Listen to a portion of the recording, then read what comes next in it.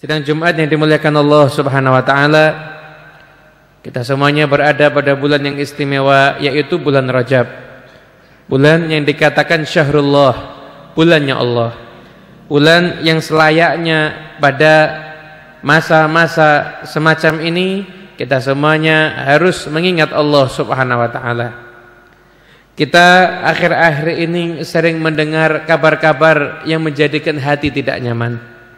Kabar-kabar yang membuat kita menjadi takut. Kabar-kabar yang membuat kita itu menjadi khawatir.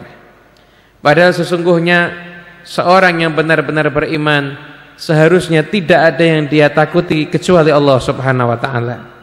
Allah Subhanahu wa taala berfirman, "Fallahu ahaqqu an takhshawhu in kuntum mu'minin."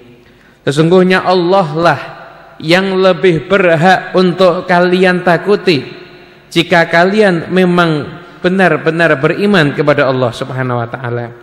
Imam Fakhrul Razi beliau mengatakan, "In kunta tahsya ahadan, fallahu ahaqqu an tahsyahu likaunihi fi ghayatil qudrati wal kibriyai wal jalalah."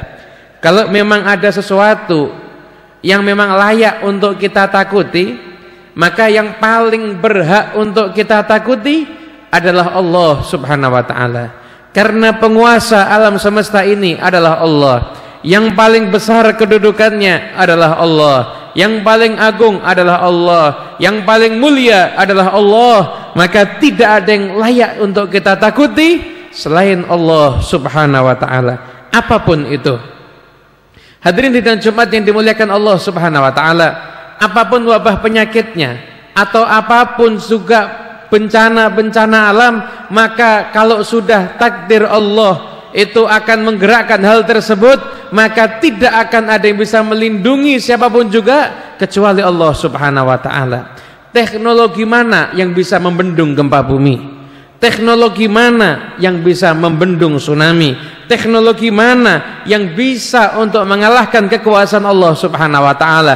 Tidak ada satupun teknologinya atau apapun juga yang bisa menghalangi ataupun menentang kekuasaan Allah Subhanahu wa taala. Maka selayaknya kita seorang mukmin, kita semuanya dalam hidup kita, dalam keseharian kita, dalam rumah tangga kita, yang kita takuti hanyalah satu, yaitu Allah Subhanahu wa taala. Apabila kita dalam kehidupan ini kita merasakan kita sering merasa takut terhadap segala sesuatu, dikit-dikit kita merasa takut, terdengar kabar kita merasa takut, maka kita harus introspeksi diri. Mungkin selama ini kita kurang takut kepada Allah Subhanahu wa taala.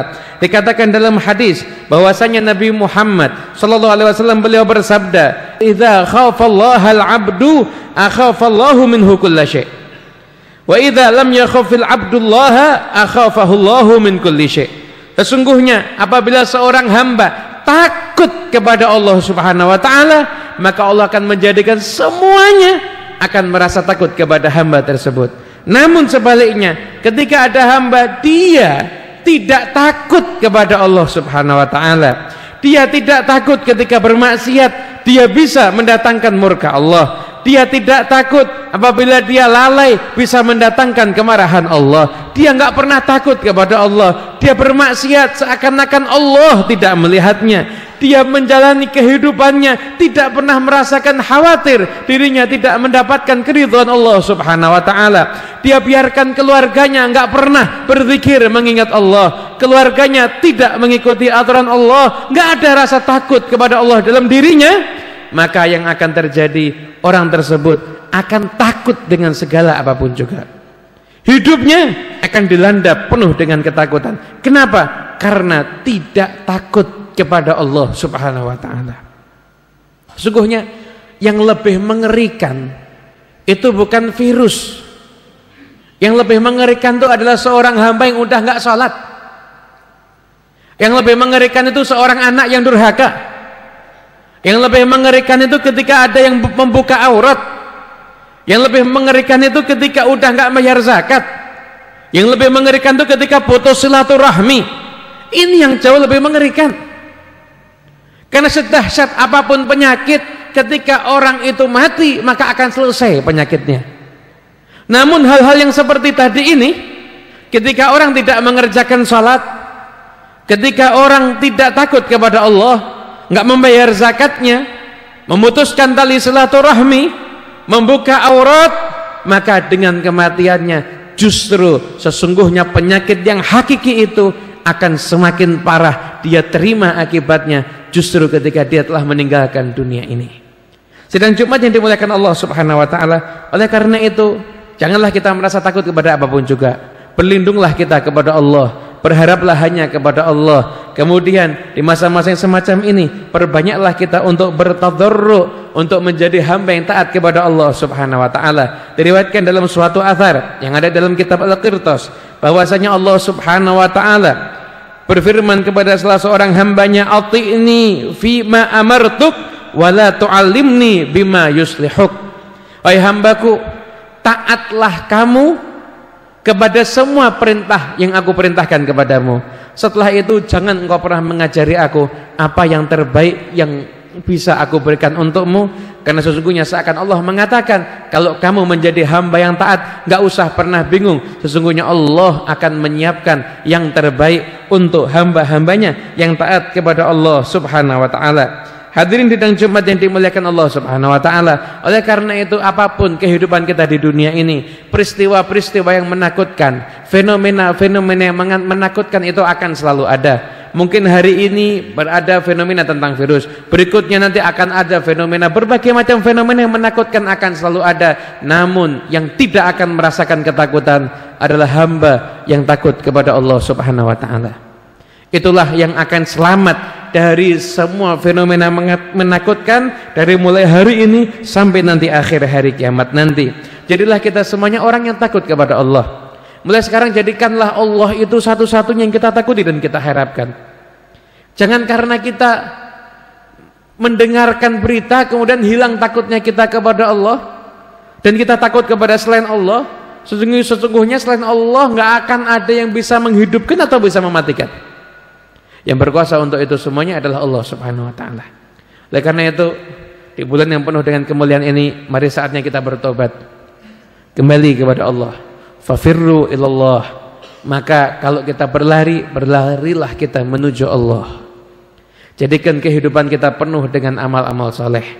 Mulai hari ini biasakan kita jadi hamba yang takut kepada Allah. Ketika kita akan bermaksiat, mungkin orang enggak melihat kita, mungkin gak ada satupun yang mengetahui apa yang kita lakukan. Namun sadarlah ketika itu Allah melihat kita semuanya.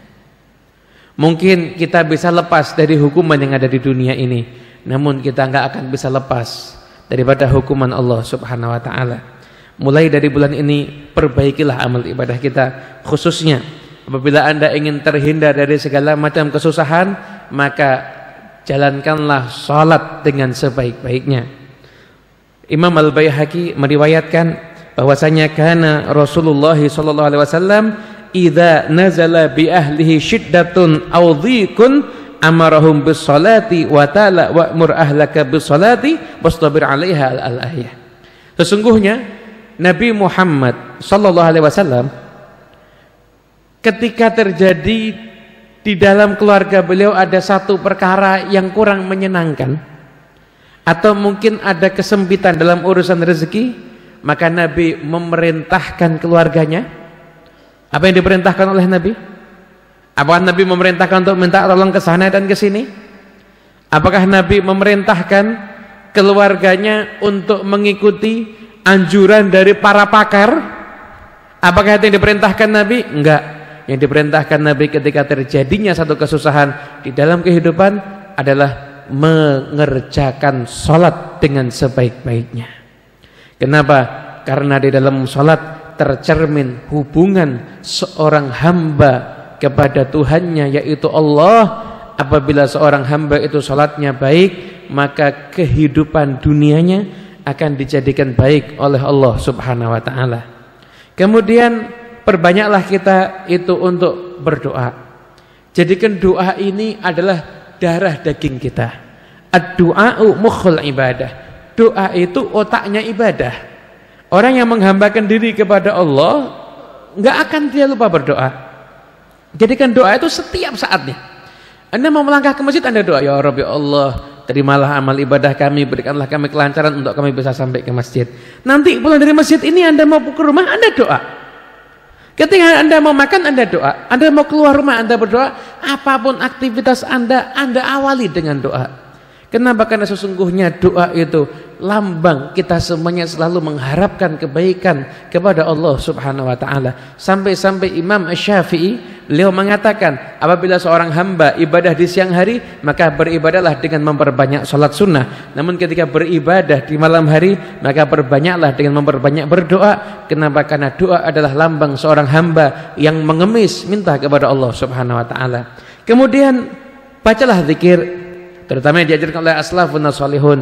Sungguhnya amalan-amalan yang diajarkan oleh pendahulu kita yang soleh, entah itu zikir ratibul haddad, ratib al-attas, hizbul bahar, hizbun nawawi, wirdul latif dan semuanya, mereka itu bukan mengarang atau mengada-ngada.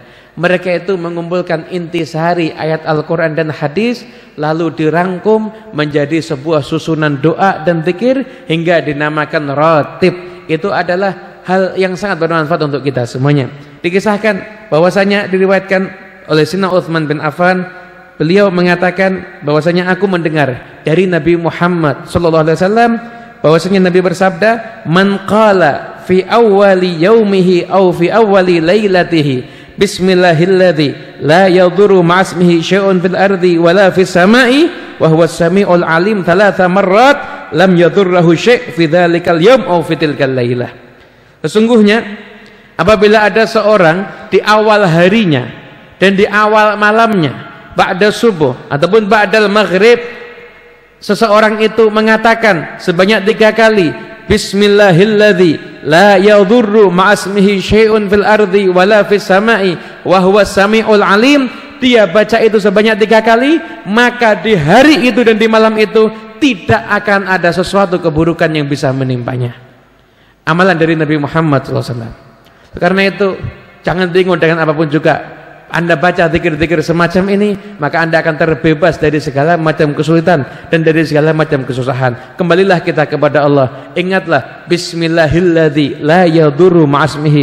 Bismillah, dengan nama Allah yang mana tidak akan ada satupun yang membahayakan. Dengan apa? Ma'asmihi, dengan nama Allah Subhanahu wa ta'ala. Sering-seringlah kita menyebut Allah, sering-seringlah kita merasakan takut kepada Allah Subhanahu wa ta'ala, maka kehidupan kita akan diberkahi oleh Allah Subhanahu wa ta'ala, dan kita akan terbebas dari segala macam fenomena yang menakutkan hari ini hingga kapanpun juga. Nggak ada apapun yang bisa membuat kita takut kecuali takutnya kita hanya kepada Allah Subhanahu wa ta'ala.